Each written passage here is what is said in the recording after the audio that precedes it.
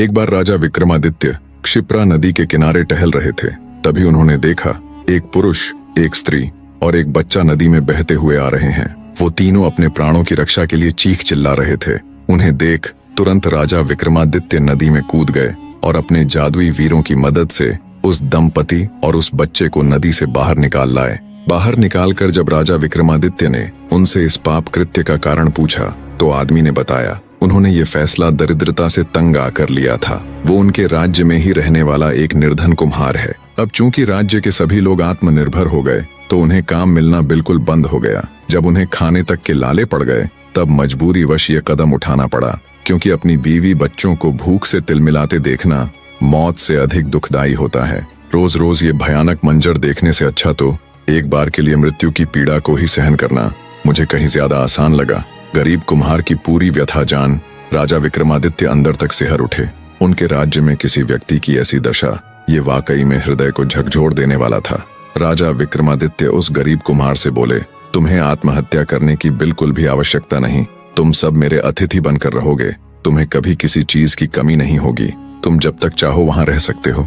राजा विक्रमादित्य की बात सुन वो गरीब कुम्हार बोला, माफ करे राजन, आपकी बात बहुत ही उचित है। आपका सुझाव काबिले तारीफ है, पर हे राजन, चाहे कोई भी कितना ही दयावान क्यों न हो, 10-5 दिन से ज्यादा कोई अतिथियों की देखरेख नहीं कर सकता और अंततः अतिथि को अपमानित होकर आतिथ्य छोड़कर जाना पड़ता है।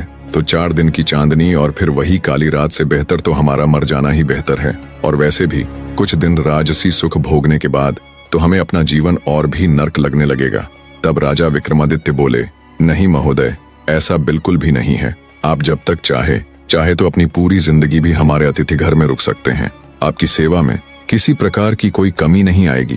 राजा विक्रमादित्य के इतना कहने पर वो गरीब कुम्हार परिवार सहित अतिथि घर में आकर रहने लगा।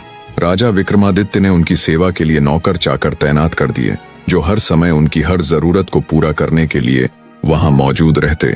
कुम्हार और उसके परिवार के दिन अब बड़े ही सुख के साथ बीतने लगे। उन्हें किसी भी चीज की कोई कमी न थी, लेकिन वे जहां रहते उस स्थान को बिल्कुल भी साफ सुथरा नहीं रखते। जो वस्त्र पहनते कई दिन बीत जाने पर भी उन्हें बदलते नहीं थे। जहां रहते, जहां सोते, वहीं थूकते, वहीं मूत्र विसर्जन करते थे। कई बार तो वे धूर्त लोग वहीं पर मल त्याग भी कर देते। धीरे धीरे उनके रहने वाली जगह में चारों तरफ गंदगी फैल गई। अब वहां का हर कोना दुर्गंध मारने लगा। सेवा में लगे नौकर कुछ दिन तक तो उनकी ये अनिष्टता सहन करते रहे, पर दिनों दिन उनकी बढ़ती हुई गंदगी देख वो भाग खड़े हुए। राजा को जब ये सूचना मिली तो उन्होंने अन्य नौकरों को उनकी सेवा के लिए भेज दिया। कुम्हार परिवार की मचाई गंदगी से परेशान हो उनकी सेवा में दूसरी बार भेजे नौकर भी भाग खड़े हुए। अंततः राजा विक्रमादित्य ने खुद उनकी सेवा करने की ठानी।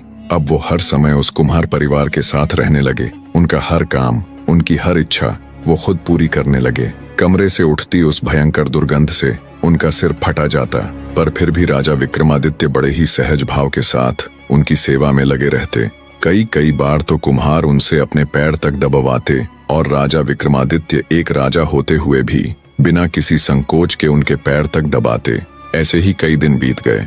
जब कुम्हार परिवार ने देखा कि राजा विक्रमादित्य तो उनकी सेवा में बिल्कुल अडिग है और वे बिना किसी रोक टोक के उनके दिए हर काम को करते हैं, तो उन्होंने हर वो कोशिश की जिससे राजा विक्रमादित्य अपना आपा खोकर उनके साथ दुर्व्यवहार करने पर मजबूर हो जाए। पर हुआ इसका बिल्कुल उल्टा। जितना उनका व्यवहार खराब होता गया, विक्रमादित्य का व्यवहार उनके प्रति उतना ही नर्म होता चला गया। अंततः एक दिन कुम्हार परिवार ने विक्रमादित्य को उकसाने के लिए अपने पूरे शरीर पर अपना मलमूत्र लेप लिया और विक्रमादित्य को उसे साफ करने का हुक्म। विक्रमादित्य ने जब उनका वो हाल देखा तो वो बिना किसी संकोच के उनकी सफाई करने के लिए उनकी तरफ बढ़े, पर जैसे ही वो उनके पास गए तभी एक दिव्य प्रकाश के साथ पूरा कुम्हार परिवार अपने असली रूप में आ गया। दरअसल वो कोई निर्धन कुम्हार नहीं, बल्कि खुद वरुण देव थे, जो अपने परिवार सहित राजा विक्रमादित्य की परीक्षा लेने के लिए आए हुए थे। विक्रमादित्य के इस सहज व्यवहार से वे बड़े प्रसन्न हुए। उन्होंने विक्रमादित्य को वर दिया कि अब उनके राज्य में कभी सूखा नहीं पड़ेगा, बल्कि पहले की भांति अब फसल की पैदावार दोगुनी हो जाएगी। ये वरदान देकर वे अंतर्धान हो गए। इतनी कथा कहकर चौथी पुतली कामकंदला बोली, सुना राजा भोज, ऐसे थे राजा विक्रमादित्य। अगर तुम उनकी जगह पर होते तो क्या ऐसा कर पाते? अगर है तुम्हारे अंदर भी इतना धैर्य कि तुम अपने अतिथि का मल त्याग तक साफ कर सको तो बेशक तुम इस सिंहासन पर विराजमान हो सकते हो। चौथी पुतली कामकंदला की बात सुन एक बार फिर से बेचारे राजा भोज की बोलती बंद हो जाती है और वो चुपचाप वहां से चले जाते हैं। राजा विक्रमादित्य की ये कथा सुन पूरा राज दरबार उनकी वाहवाही कर रहा था। अगले दिन फिर से राजा भोज हर रोज की तरह सिंहासन पर विराजमान होने के लिए आते हैं, पर जैसे ही वे सिंहासन के निकट पहुंचे एक बार फिर सिंहासन से दिव्य प्रकाश के साथ एक और पुतली प्रकट हुई। दिव्य सिंहासन से प्रकट हुई पांचवी पुतली का नाम लीलावती था। लीलावती और राजा भोज के मध्य फिर वही बात सवाल जवाब हुए और अंततः पांचवी पुतली लीलावती भी महान राजा विक्रमादित्य की एक और कथा का बखान करना शुरू करती है। तो सुनो राजन, एक बार राजा विक्रमादित्य अपनी सभा में बैठे हुए थे, तभी उनकी सभा में एक नवयुवक आया जिसकी हालत बहुत बुरी थी। उसकी आंखें रो रो कर सूजी हुई थीं, उसके कपड़े जगह जगह से फटे हुए थे। वो राजा विक्रमादित्य के पैरों में गिर गया और जोर जोर से रोते हुए कहने लगा, दया कीजिए महाराज, मैं एक दुखियारा हूँ जो आपकी शरण में आया हूँ। इस समस्त धरा पर केवल आप ही है जो मेरी मदद कर सकते हैं। राजा विक्रमादित्य ने पहले उसे खड़ा किया, फिर उसकी इस दुर्गति का कारण पूछा, पर नवयुवक बिना कुछ कहे सुने बस रोए ही जा रहा था। तब राजा विक्रमादित्य बोले, तुम्हारे ऐसे रोने से तो तुम्हारी समस्या का कोई हल निकलने से रहा। थोड़े शांत हो जाओ और अपनी पूरी व्यथा मुझे बताओ, मैं तुम्हारी मदद करने की हर संभव कोशिश करूंगा। तब उस नवयुवक को थोड़ा धीरज बंधा और सुबकते हुए उसने अपनी व्यथा सुनानी प्रारंभ की। महाराज, मेरा नाम बलदेव है, मैं कलंजर नगर का वासी हूँ। कुछ समय पहले तक मैं भी अपना जीवन बड़े ही आनंद के साथ व्यतीत कर रहा था। न कोई चिंता फिक्र थी, न किसी का कोई लेना देना। पर एक दिन जब मैं हमेशा की भांति अपने खेतों को जा रहा था, तब मुझे रास्ते में एक बंजारा मिला। बातों बातों में उसने मुझे बताया कि इन दिनों अमरावती नगर के राजा की लड़की राजकुमारी वैजयंती का स्वयंवर चल रहा है। वो इतनी सुंदर है कि तीनों लोकों में उस जैसा दूसरा कोई नहीं। वो स्वयं कामदेव की संतान है। आगे उसने मुझे बताया कि अब तक हजारों राजा महाराजा उसके स्वयंवर में उससे विवाह हेतु जा चुके हैं, जिनमें से कुछ जलकर खाक हो गए तो कुछ पागल हो गए। महाराज, बंजारे की ये बात सुन मुझे बड़ा कौतुक हुआ और मेरे आश्चर्य की सीमा बढ़ गई। राजा विक्रमादित्य भी नौजवान के द्वारा सुनाई जाने वाली उसकी व्यथा पूरी दिलचस्पी के साथ सुन रहे थे। पूरा राज दरबार चुप्पी साधे उस नवयुवक की व्यथा सुन रहा था। आगे नवयुवक बोला, महाराज, जब मैंने बंजारे से जिज्ञासावश आगे का वृतांत जाना तो बंजारे ने मुझे बताया कि उस दुष्ट राजा ने राजकुमारी के स्वयंवर की शर्त अनुसार एक खोलते हुए तेल का कड़ाहा बीच दरबार रखा हुआ है। राजा की शर्त है, जो कोई उस खोलते तेल के कड़ाहे में स्नान कर जिंदा बाहर आ जाएगा, उसके साथ वो अपनी बेटी का विवाह कर देगा। महाराज, उस बंजारे की बात सुन मैं भी बड़ी उत्सुकतावश अमरावती नगर स्वयंवर देखने गया, पर जब मैंने खुद वहां जाकर सारा मंजर देखा तो मैं भी दंग रह गया। वहां हजारों की तादाद में राजा महाराजा आए हुए थे, पर उस खोलते तेल के कड़ाहे को देख किसी की भी उसमें उतरने की हिम्मत न होती, और जो कोई ऐसा करने की कोशिश करता वो कड़ाहे में उतरते ही जल भुनकर खाक हो जाता। महाराज, जब से मैंने राजकुमारी वैजयंती को देखा है मैं अपनी सुध बुद्ध खो चुका हूँ। अब तो हर समय मुझे वो नजर आती है। अगर वो मिले तो मैं जिंदा रहूं, अन्यथा मैं भी उस खोलते तेल के कड़ाहे में उतर अपने प्राणों को त्याग दूं। नवयुवक की पूरी व्यथा सुन राजा विक्रमादित्य भी गहरी सोच में पड़ गए। तब राजा विक्रमादित्य उसे बहुत समझाते हैं, पर वो तो अपनी जिद में टस से मस न हुआ। तब राजा विक्रमादित्य बोले, ठीक है, अगर तुम्हारी यही जिद है तो यही सही। वे उसे स्नान आदि करने को बोलते हैं। जब शाम हुई तो राजा विक्रमादित्य ने रंगशाला में एक उत्सव करवाया, जिसमें एक से बढ़कर एक सुंदर नर्तकी को बुलाया और उस नवयुवक से बोले, यहाँ एक से बढ़कर एक सुंदर नर्तकी है, तुम इनमें जिस भी नर्तकी के ऊपर हाथ रखोगे वही तुम्हारी हो जाएगी। बस राजकुमारी वैजयंती का ख्याल अपने दिल से निकाल दो।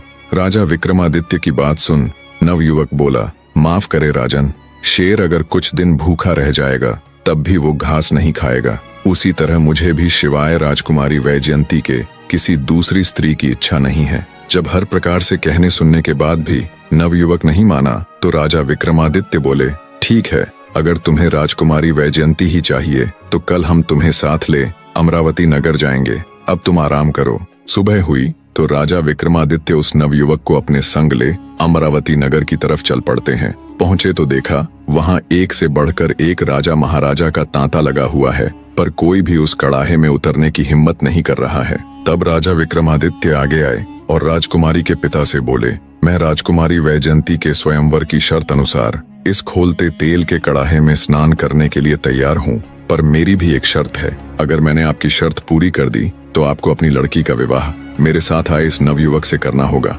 विक्रमादित्य की बात से राजा तुरंत सहमत हो गया। राजकुमारी वैजयंती भी बड़ी दिलचस्पी के साथ ये सारा माजरा देख रही थी। दरअसल वो बेचारी भी अपने क्रूर पिता की इस नामुमकिन सी स्वयंवर शर्त से बहुत परेशान थी। उसे तो लग रहा था कि वो आजीवन कुंवारी ही रह जाएगी। वहां मौजूद सभी राजा महाराजा दम साधे इस मंजर को देखने के लिए उतावले हो रहे थे।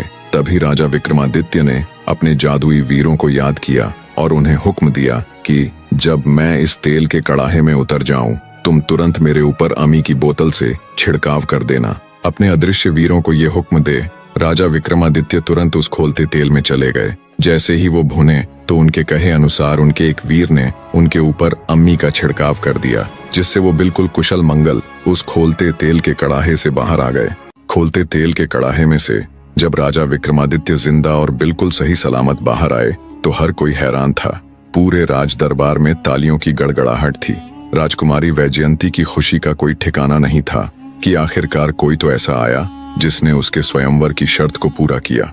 राजकुमारी के पिता ने स्वयंवर और राजा विक्रमादित्य की शर्त अनुसार अपनी बेटी राजकुमारी वैजयंती का विवाह उस नवयुवक के साथ कर दिया और उसे बहुत सारी धन दौलत व नौकर चाकर भी दिए। नवयुवक आंखों में अश्रु लिए राजा विक्रमादित्य को तहे दिल से धन्यवाद करता है और कहता है, बहुत सुना था आपके बारे में, आज देख भी लिया। आप वाकई में महान हो राजन, आप जैसा दूसरा कोई नहीं। आपने मुझे बचा लिया राजन। चारों ओर राजा विक्रमादित्य की जयकार के नारे लग रहे थे। राजा विक्रमादित्य आप महान हैं, राजा विक्रमादित्य आप अमर रहे। इतनी कथा सुनाते हुए पांचवी पुतली लीलावती बोली, सुना राजा भोज, ऐसे थे हमारे राजा विक्रमादित्य। अगर आप भी किसी अनजान की खातिर खुद को खोलते तेल के कड़ाहे में धकेल सकते हैं, अगर आप भी किसी अनजान राह चलते की खातिर अपने प्राणों को दांव पर लगा सकते हैं, अगर है आपके अंदर भी वो जिगरा, तो आइए राजन, आपका स्वागत है इस दिव्य सिंहासन पर। बिना किसी देरी के आप इस पर विराजमान हो सकते हैं। पुतली की बात सुन बेचारा राजा भोज ठगा सा खड़ा रह जाता है और मन ही मन राजा विक्रमादित्य की महानता का गुणगान करता है। सच है, राजा विक्रमादित्य जैसा दूसरा कोई नहीं हो सकता। पूरा राजदरबार महान राजा विक्रमादित्य की एक और महान कथा का वर्णन सुन भाव विभोर हो उठता है। ऐसे करके एक दिन और निकल गया जब राजा भोज उस दिव्य सिंहासन पर विराजमान नहीं हो पाए। अगले दिन फिर दरबार सजा। अगले दिन फिर एक बार राजा भोज हिम्मत करके सिंहासन की तरफ बढ़े, पर जैसे ही वो सिंहासन के नजदीक गए, एक बार फिर दिव्य प्रकाश के साथ एक और पुतली प्रकट हुई जिसका नाम रविभामा था। सिंहासन से निकली छठी पुतली रविभामा भी राजा भोज को सिंहासन पर विराजने से रोकते हुए उन्हें महान राजा विक्रमादित्य के जीवन से जुड़ी एक और घटना सुनाना प्रारंभ करती है। तो सुनिए राजन। एक बार राजा विक्रमादित्य अपनी सभा में बैठे हुए थे। बैठे बैठे उनके मन में अचानक ही एक श्लोक याद आया, तो उन्होंने अपने दरबारियों के आगे वो श्लोक फरमा दिया, मित्र देही और विश्वासघात की है सो नरक भोगेंगे, जब तलक चंद्र और सूर्य है। ये श्लोक सुन दरबारियों ने राजा विक्रमादित्य को इस श्लोक को अच्छे से समझाने का आग्रह किया। तब राजा विक्रमादित्य ने उन्हें एक कथा सुनाई। एक बार एक मूर्ख राजा था जो अपनी रानी की सुंदरता पर इतना आसक्त था कि पल भर को भी उसे अपने से दूर न होने देता था। यहाँ तक कि राजदरबार और राजसभा में भी उसे अपने साथ ले जाता और पास ही बिठाता। जब वो शिकार खेलने के लिए जाता तो वहां भी रानी को अपने साथ ले जाता। चाहे दिन हो या रात, सुबह हो या शाम, सोना हो या जागना, खाना हो या पीना, हर समय उसके साथ रहता। उस अज्ञानी राजा को ऐसा करने में जरा सी भी लज्जत महसूस नहीं होती। मंत्री को राजा की ये बात बहुत खलती। वो एक बुद्धिमान और ऊंच नीच की समझ रखने वाला व्यक्ति था। उसने अपने मन में ठाना कि कैसे भी करके वो राजा की इस आदत को छुड़वाएगा। एक दिन राजा को अकेला पाकर मंत्री उसके पास आया और सिर को झुकाते हुए हाथ जोड़कर खड़ा हो गया। उसने राजा से विनती की, अगर आप मुझे जीवन दान दे दें तो मैं एक बात कहूं। मंत्री की बात सुन राजा थोड़ा सकुचाते हुए बोला, हाँ कहो, क्या बात है। आश्वासन पा मंत्री ने बोलना शुरू किया, महाराज, हर वक्त आप रानी के संग शोभा नहीं देते। इससे राजकुल की मान मर्यादा को बहुत क्षति हो रही है। देश देश के राजा आप पर हंसते हैं और कहते हैं, राजा को तो रानी का सौंदर्य इतना भा गया कि वो उसे पल भर भी अपनी आंखों से ओझल नहीं होने देता।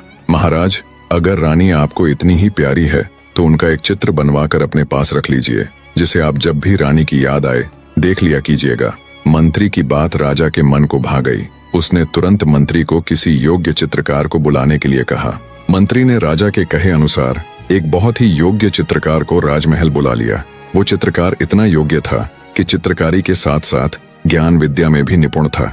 उसने अपनी विद्या से रानी का एक अद्भुत चित्र बना दिया। जब राजा ने वह चित्र देखा तो वह चकित रह गया। चित्रकार ने रानी के सौंदर्य की हर सूक्ष्मता को इतनी बारीकी से उकेरा था कि राजा स्तब्ध था।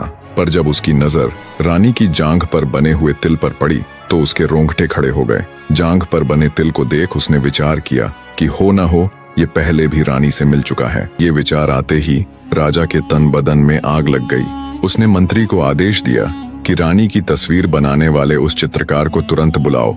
उससे कहना राजा तुम्हारी कारीगरी से खुश होकर तुम्हें इनाम देना चाहते हैं। राजा का हुक्म पाकर मंत्री ने तुरंत उस चित्रकार को फिर से राजमहल बुलवा लिया। जब वो चित्रकार राजा के सामने पेश हुआ तो उसे देख गुस्से से लाल पीले राजा ने झल्लाद को हुक्म दिया, पकड़कर ले जाओ इस हरामजादे को और जंगल में ले जाकर गर्दन उड़ा दो इस दुष्ट की, और इसकी नापाक आंखें निकाल कर मेरे लिए ले आना।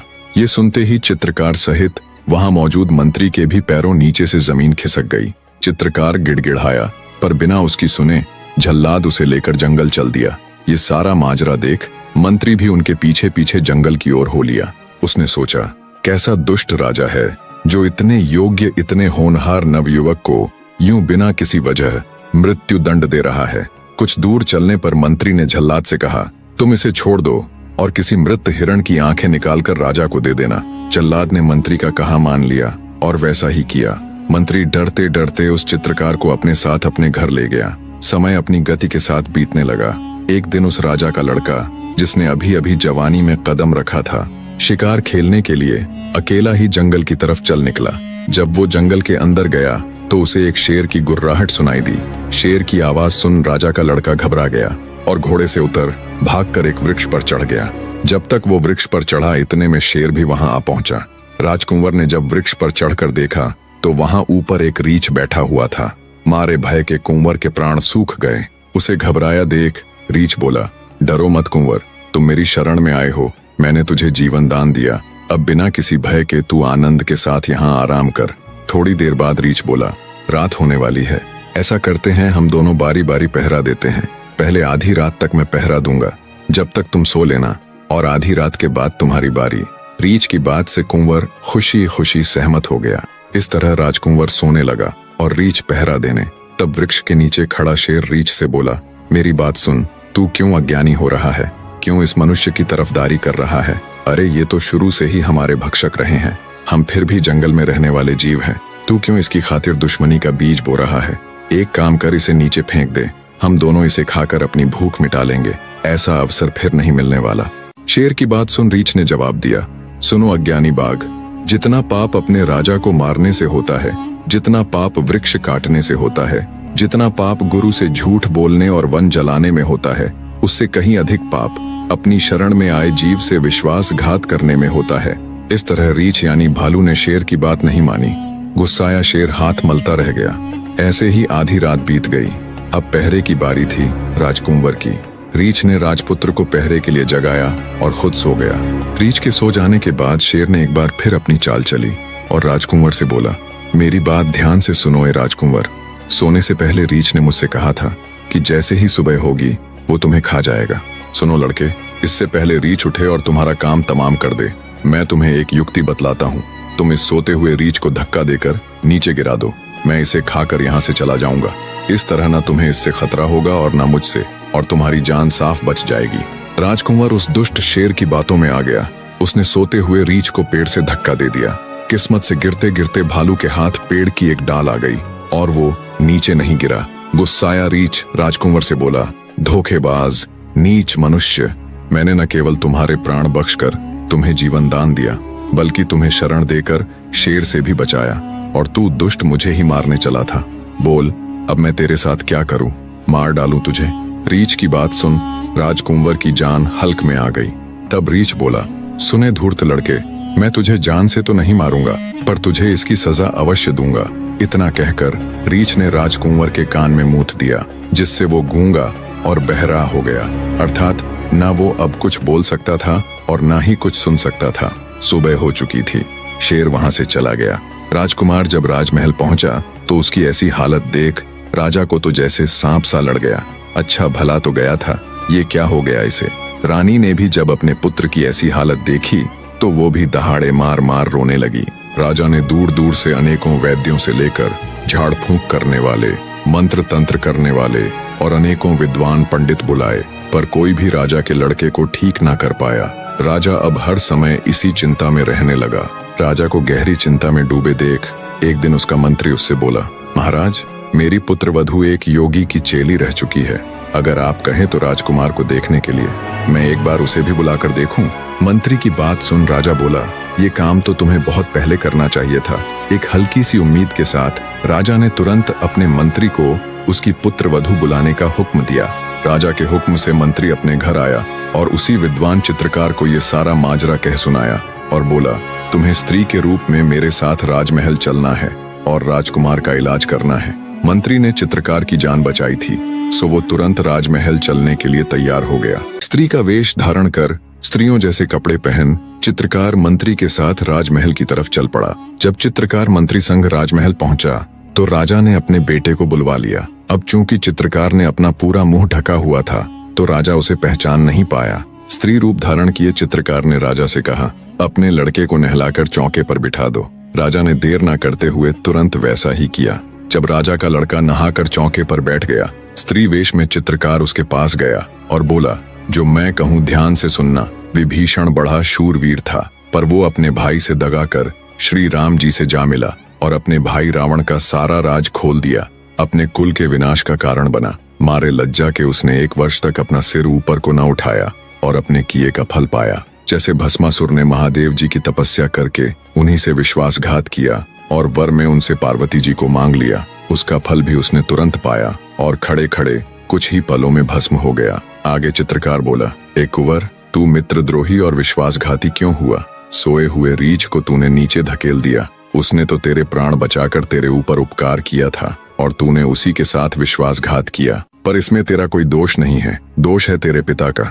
अब जैसा पिता होगा वैसी ही उसकी संतान होगी, क्योंकि बीज जैसा होगा वैसा ही उससे निकलने वाला फल होगा। चित्रकार की इतनी बात सुन कुंवर सचेत हो बोल उठा। तब राजा बोला, ए सुंदरी, सच बताना, तुम्हें वन के जानवर का कैसे पता चला? तब चित्रकार बोला, जैसे मुझे रानी के जांघ के तिल का पता चला वैसे ही जंगल के जानवर का पता चला। इतनी बात कहकर चित्रकार स्त्री वेशभूषा को त्याग कर अपने असली रूप में आ गया। सारी सच्चाई जान राजा तुरंत उस चित्रकार के कदमों में गिर पड़ा। उसने चित्रकार से माफी मांगी और उसे अपना आधा राज्य देते हुए उसे अपना मंत्री भी नियुक्त कर दिया। राजा विक्रमादित्य ने जब ये कथा सुनाई, पूरे दरबार में तालियों की गड़गड़ाहट गूंज उठी। इतनी कथा कह छठी पुतली रविभामा बोली, सुना राजा भोज, ऐसे थे हमारे राजा विक्रमादित्य। वो न केवल साहसी और पराक्रमी थे, बल्कि एक विद्वान पुरुष भी थे। वो न केवल एक पारखी बुद्धि के मालिक थे, बल्कि ऊंच नीच की समझ रखने वाले व्यक्ति भी थे। अगर है तुम्हारे पास भी कोई ऐसा किस्सा, कोई ऐसा फैसला जो तुमने आज तक किया हो तो सुनाओ राजन, मैं सुनने के लिए बेसब्र हूँ। छठी पुतली रविभामा की बात सुन एक बार फिर राजा भोज अपने पैर पटकते हुए बिना कुछ कहे सुने राजसभा से चले जाते हैं। अगले दिन फिर से राजसभा बैठी। राजा भोज एक बार फिर नए दिन नई उम्मीद के साथ सिंहासन पर बैठने को उतावले हो सिंहासन की तरफ बढ़े। पर जैसे ही वो सिंहासन के नजदीक पहुंचे, एक बार फिर दिव्य प्रकाश के साथ एक और पुतली सिंहासन से प्रकट हुई। सिंहासन से प्रकट होने वाली 7वीं पुतली का नाम था कौमुदी। राजा भोज को रोकते हुए सवाल जवाब होने के बाद अनंत सिंहासन से निकली 7वीं पुतली कौमुदी भी महान राजा विक्रमादित्य की एक और कथा का बखान करना शुरू करती है।